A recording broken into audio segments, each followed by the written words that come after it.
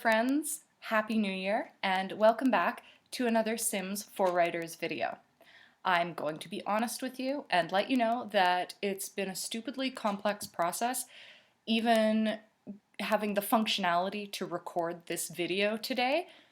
There's been a lot, so I'll give you a couple heads up. One, I had trouble filming the game footage when I started this a little while ago, so if you miss something, like an entire room is suddenly there, it's not you, it's me. You're not going crazy, it's just my terrible software.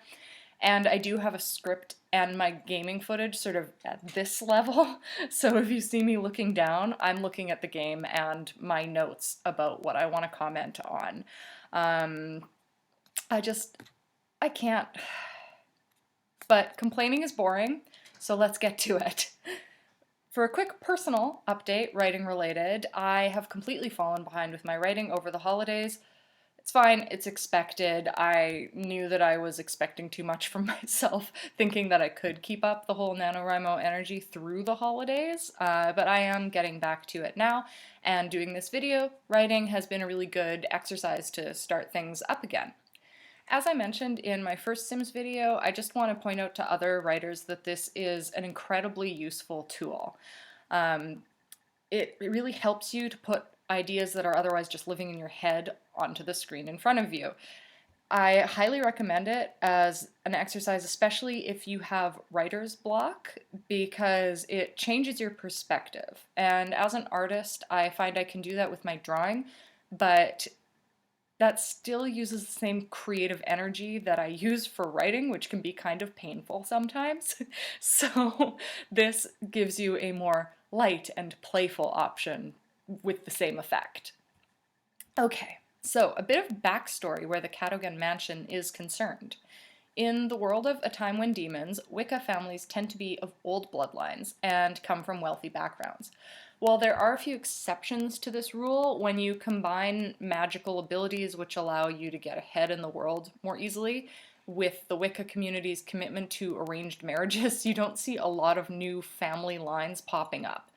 Newer Wicca families, while tolerated, are really looked down upon. This is something that I might explore more if I continue writing in this world, but for the moment, this is a standalone novel. Another noteworthy thing about the Wicca community is that their dwellings tend to be a bit behind the curve historically. While civilization was originally growing, they were watching and biding their time, still living in communities in the wilds. The periods they wound up embracing the most architecturally were in the late Middle Ages into Tudor era, featuring lots of stone Gothic assets. On the property of the Cadogan mansion, you've got a bit of both, so if you walk the grounds, you'll find remnants of old stone walls where the first incarnation of this house existed. It was torn down quite a while ago to make way for the current Gothic revival mansion, built somewhere in the 1840s by our protagonist, Aeres Cadogan's great-great-great-great-grandparents.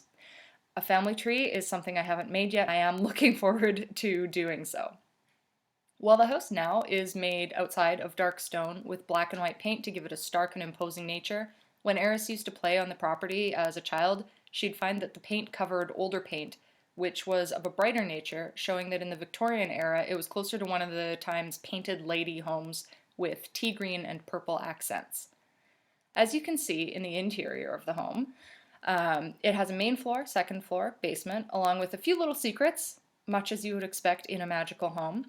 The main floor features a cloakroom, formal dining room, sitting room, as well as kitchen with attached laundry room. Then there's a sort of room/hallway with one of the staircases that leads down to the basement that serves as a bar and liquor room. Off of that is my favorite room, which is the many-windowed atrium. A lot of events in the story take place there, like a lot of the communication scenes, so I write about it a lot, and I mean, if I lived there, I'd spend a lot of time in there too. The Cadogans do have one house staff member, but in past eras there would have been more. Their housekeeper, Victoria, manages meals, laundry, cleaning, and lives on site, with her room being in the basement. Not all Wiccas are kind to their staff or even pay them well, but the Cadogans are excellent employers and consider Victoria to be a part of their family. Victoria doesn't know about the magic, but Aeres is pretty sure she suspects something, as she's worked for them for nearly a decade. So here I'm just doing the main floor laundry, which is a pretty modern thing to have. The Cadogans had everything switched up as this was originally installed in the basement, but they wanted to make it easier on their staff. So they cut part of the original kitchen off and created a laundry room.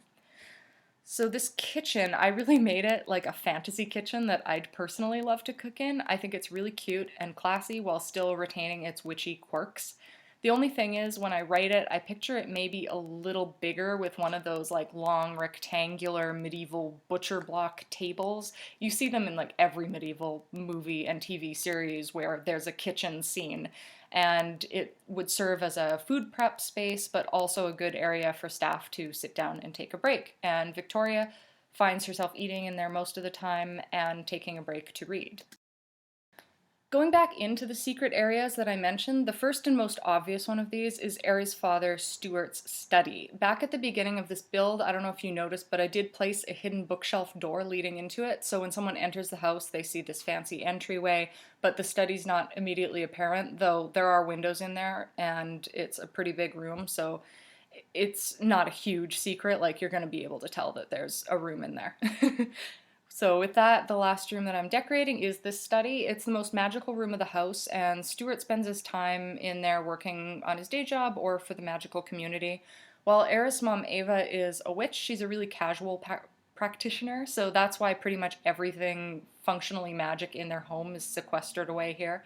Ava's more likely to be caught touching up her hair and makeup with her abilities or filling up her wine glass when she doesn't want to wait to have someone do it for her. I've always had an obsession with secret rooms, in part because of the stories I grew up reading, but also because of real life events. The second house my family lived in, which was more like my first memory-wise because we moved there when I was really little, it was 2.5 stories, and the half story we thought had 2 rooms and a large closet. One day, shortly after moving, we were out walking our dog and noticed there was a window on the half story in the closet. It didn't take long to realize that there was an entire room there that had been walled off to create the closet's back. So we had a party where guests got to guess what was going to be behind the wall, and then we knocked it down. Of course, everyone wanted there to be something exciting in there, dead body, money, something like that, but there was only the corpse of a little dead bird. We always called that room the secret room from then on, and it was this unfinished attic space, and we left the clothing and stuff in the closet so that you could only reach it by going through that to get to the door into that room. But back to the subject at hand, Ava had most of the say when it comes to the interior decorating of this home, though the home was inherited from Stuart's line of the family. His background's more austere recently, hence the current appearance of the outside of it. Aeris has listened to her parents bicker many a time when Ava wanted to update the exterior, but Stuart won't have any of it, as this is the house he grew up in and he wants to maintain some level of control over it. That being said, Ava has already updated all of the landscaping and put in a pool, so I wouldn't be surprised if she gets her way at some point. Since we've moved on to the second floor here, I'll just note that this first room is Aeris, our protagonist's bedroom. It's got that sumptuous, rich feel to it, but with the darker aspects of her teenage rebelliousness. Well, in our story, she's getting out of her teenage years, but she's still kind of mentally there, at least at the beginning of the story. The second room that I go on to decorate is Ava and Stuart's. It took me a while to get the decor right here, since I will admit I haven't given as much thought to their space as Aeris' space. This is something that I will say, like another thing that I'll say for The Sims, is that it'll help you think of things that you otherwise might gloss over, or that I might gloss over anyway. I don't know how detail-oriented you are. I wanted this room to be more feminine, like the person doing the decor in the sitting room and dining room downstairs would have it be, and I think it actually turned out quite alright. While the basement and main floor of the Cadogan mansion have their twists and turns, the second floor is a bit more straightforward, though it does have 2 really nice balconies. One on the front and one on the back where its residents can lounge when the weather is nice. Aeris often feels a bit stuffy in the house, even though it's quite large, probably due to all the patterned wallpaper and older stylings within it. So in the spring and summer, you'll see her on the balconies quite often, or sneaking out of her bedroom window down the tree, which the branches extend like right up to her window, so it's pretty easy to do. This bathroom, oh my god. So bathrooms are not something I think about much when I'm writing, but dreaming this one up actually turned out to be a lot of fun, and now I want to incorporate it into the story. I have a few scenes where I mention Aeres getting ready, going about her morning routine, etc. So I think that this could be included because I don't otherwise say a lot about her surroundings, so this is kind of fresh inspiration. The whole build actually is going to help me flesh out the surroundings of my protagonist. Even the whole mood of it is a bit different than I had pictured when I started writing my draft, and I think that's going to translate into it as well. Perhaps not as I finish it up since I don't have a whole lot to go, but when I get into the editing process, it's going to be in there for sure. So the last thing you're going to see of my build process, oh, sorry, this wig, I tried to brush it and it's just in my face, and every time I move it, I get makeup all over my face, like little black spots. So I have no idea how this is gonna look on camera, but I have like my super bright light here, and I'm hoping for one thing to go right today. One thing, guys. So the last thing you're gonna see of the build process is my landscaping. I do like the way it turned out, but you should picture it more overgrown, I guess.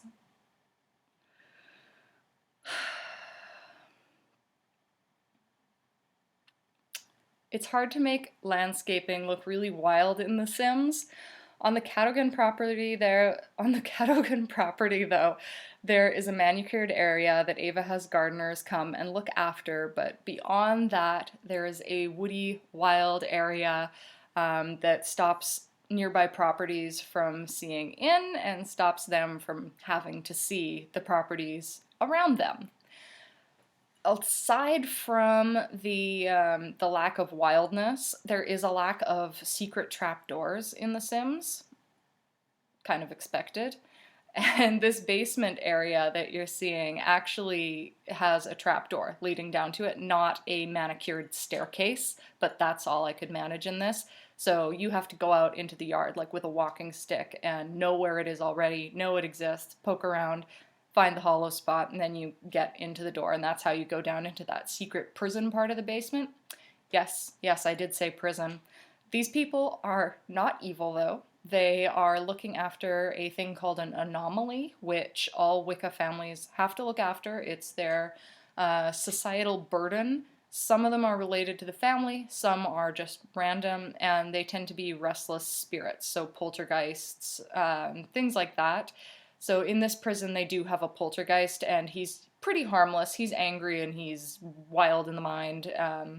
He was supposed to pass on, but realized what was going on, like where he was going, and it broke his brain right before he actually passed away. So when he passed, he didn't fully move on, and they're looking after him until he does move on.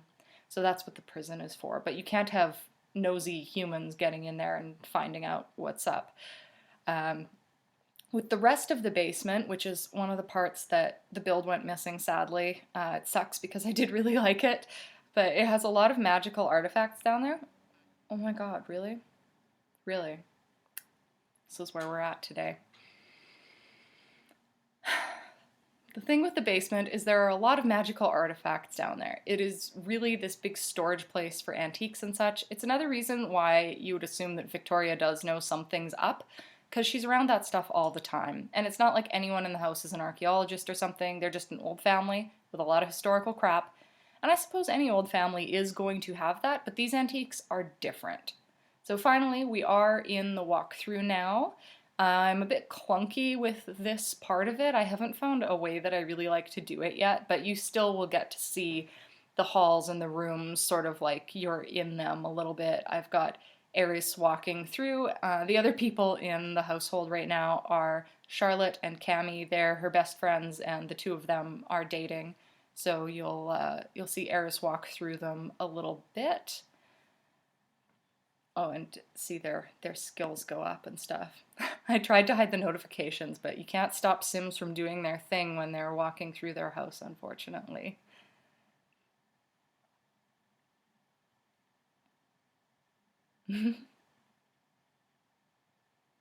Yeah, here's that secret stairwell. that is a lot cleaner than it actually is. I tried to make these hallways really tiny so you could get sort of a feeling for it, but this is more like constructed dirt tunnel in the novel and then storage space. It would be nicer in here because this is Victoria's suite, but the rest of it is very old basement-y with lots of art. Not everything down there is magic, but a lot of it is. And if you are playing Sims, you can actually download this property. My name on The Sims is iGoblin, like I-G-O-B-L-I-N. It's based on an old nickname. And I've got that on there. There are some custom things in there, I think, like a few custom downloads, but nothing that's going to mess the house up. The main thing is you are probably going to need a lot of expansions if you want to play with it in full, but you can try it. You can try it. Go ahead and download it, and if you do have the Magic expansion pack, you'll have like every single familiar in there in the basement, so you can use all of them. Anyhow, that's that. Thank you so much for taking the time to wander through the Cadogan mansion with me and hear more about it and its residents. As always, like, subscribe, hit the bell button so you actually get notified when I post new videos, and drop a comment, say hi, give me some moral support please, because I am losing my mind a little bit today. I'll be fine tomorrow. I just need to sleep at this point. I do love hearing from you, so come say hi. Until then, I hope you are having a day that is as wonderful as you are. Bye!